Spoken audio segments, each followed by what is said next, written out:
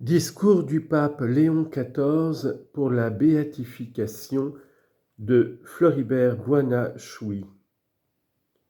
Au nom du Père et du Fils et du Saint-Esprit, la paix soit avec vous. Éminence, frères dans l'épiscopat, chers frères et sœurs, je vous accueille avec joie après la béatification de Floribert Boina-Chouy. Je salue les évêques présents, en particulier ceux de la République démocratique du Congo, parmi lesquels l'évêque de Goma, diocèse où a vécu le nouveau bienheureux. Je salue la mère et les proches du bienheureux Floribert, ainsi que la communauté de Sant'Egidio à laquelle il appartenait. Ce jeune homme a été martyrisé à Goma le 8 juillet 2007. Je le rappelle par les paroles du bien-aimé pape François, adressées aux jeunes de Kinshasa lors de son voyage apostolique au Congo. Un jeune comme vous, Floribert Boina-Chouy, à seulement 26 ans, il a été tué à Goma pour avoir bloqué le passage de denrées alimentaires avariées qui auraient nui à la santé des personnes. En tant que chrétien, il a prié, pensé aux autres et choisi d'être honnête en disant non à la souillure de la corruption.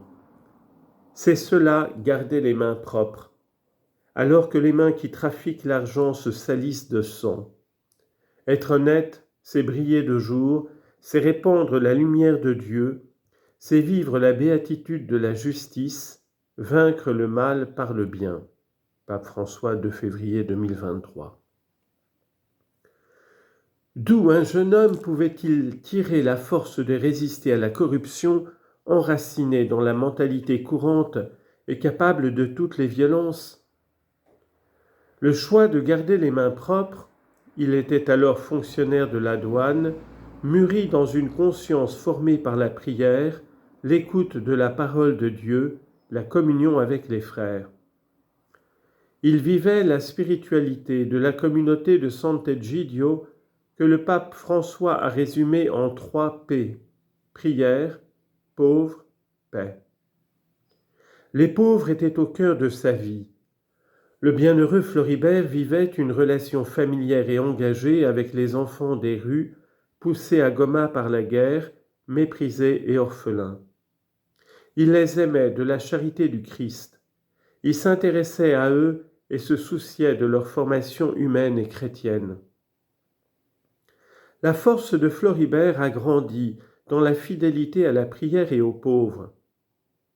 Un ami se souvient, il était convaincu que nous étions nés pour faire de grandes choses, pour marquer l'histoire, pour transformer la réalité.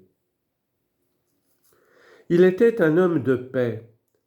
Dans une région aussi souffrante que le Kivu, déchirée par la violence, il menait son combat pour la paix avec douceur, en servant les pauvres, en pratiquant l'amitié et la rencontre dans une société déchirée.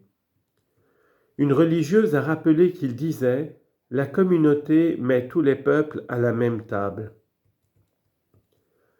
Ce jeune homme, jamais résigné au mal, avait un rêve nourri par les paroles de l'Évangile et la proximité du Seigneur. Beaucoup de jeunes se sentaient abandonnés sans espoir, mais Floribert entendait la parole de Jésus « Je ne vous laisserai pas orphelins, je reviendrai vers vous ». Jean 14, verset 18. Aucune terre n'est abandonnée de Dieu. Il invitait ses amis à ne pas se résigner, à ne pas vivre pour eux-mêmes. En dépit de tout, il exprimait sa confiance en l'avenir. Il disait « Le Seigneur prépare un monde nouveau où la guerre n'existera plus, où les haines seront effacées, où la violence ne surgira plus comme un voleur dans la nuit, où les enfants grandiront dans la paix. » Oui, c'est un grand rêve. Ne vivons pas pour ce qui n'a pas de valeur. Vivons plutôt pour ce grand rêve. Un martyr africain sur un continent riche en jeunes démontre comment ces derniers peuvent être un ferment de paix désarmée et désarmante. Un laïc congolais met en lumière la valeur précieuse du témoignage des laïcs et des jeunes. Puisse la paix tant attendue par l'intercession de la Vierge Marie et du bienheureux Floribert advenir bientôt au Kivu, au Congo et dans toute l'Afrique. Merci.